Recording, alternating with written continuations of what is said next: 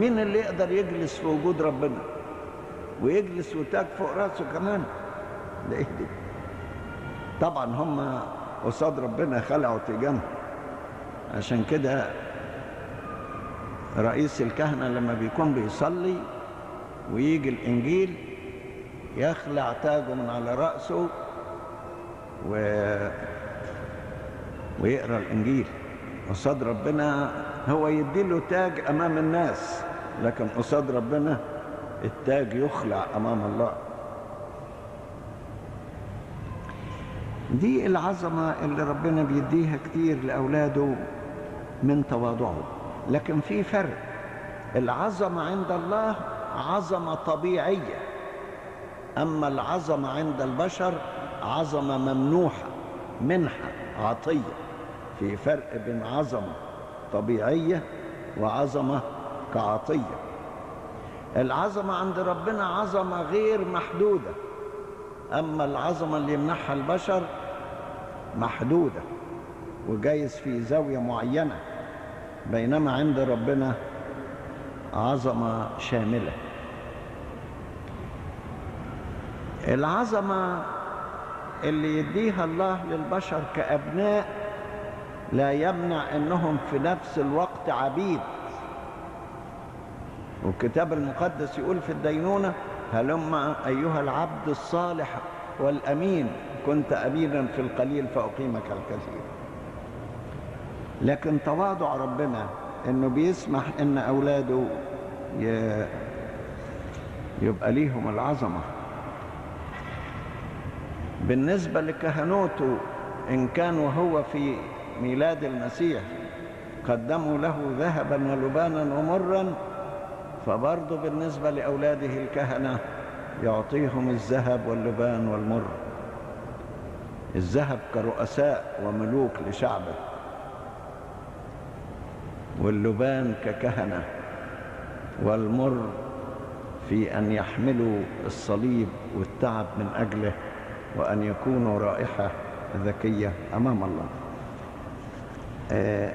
آخر نقطة عايز أقولها في الموضوع ده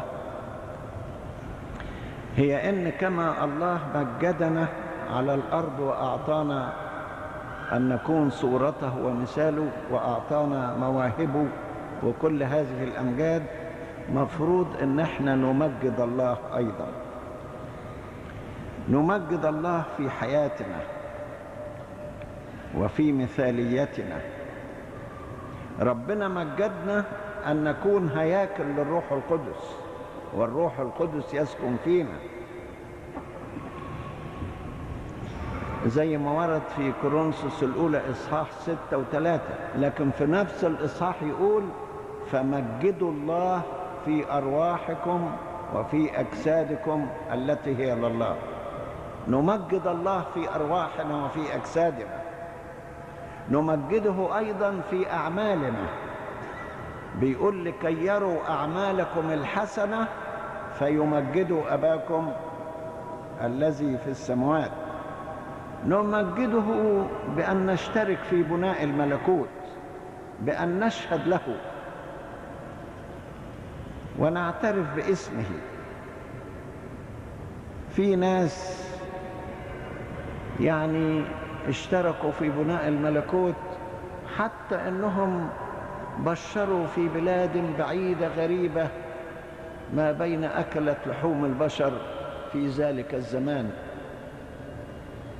في ناس مجدوا ربنا بحياتهم أنهم اعترفوا باسمه واحتملوا أنهم تسفك دماؤهم من أجل اسمه، فمجدوا الله في استشهادهم.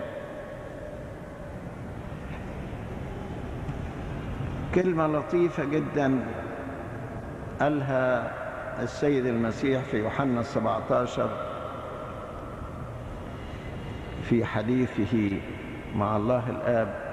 قال له: أنا مجدتك على الأرض، العمل الذي أعطيتني لأعمل قد أكملته، والآن مجدني أنت أيها الآب عند ذاتك بالمجد الذي كان لي عندك قبل كون العالم. أنا مجدتك على الأرض. يا ريت هذه الآية تبقى شعار كل واحد فينا يقول لله الآب: أنا مجدتك على الأرض، العمل الذي أعطيتني لأعمل قد أكملته. بيقول: عرفتهم اسمك وسأعرفهم. يا ريت برضو هذه العبارة تكون موجودة معنا، نعيش كأفراد مثاليين وكعائلات مثالية، ويكون هدفنا هو مجد الله على الأرض، ولا تكون لنا السلبيات. سلبيات ازاي؟ في علاقتنا مع الله لا يوجد في حياتنا تذمر على الله، ولا عصيان، ولا تجديف، ولا كبرياء، ولا تدنيس لهيكله. في أشعياء الإصحاح الثاني قال كلمة كويسة عن الموضوع ده، إن الإنسان لا ينتفخ أمام الله. قال إيه؟ إن لرب الجنود يوما على كل متعظم وعال، وعلى كل مرتفع فيوضع،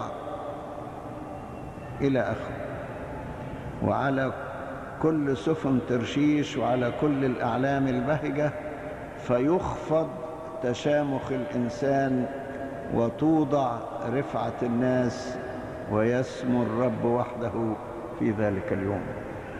نمجد الله بأن كل شيء نعمله ننسبه إلى الله وليس إلى أنفسنا. يعني إن عملنا كل الخير نقول ربنا هو اللي عمل الخير عن طريقنا، مش إحنا اللي عملنا. وإن عملنا خطأ ننسب الخطأ إلى أنفسنا.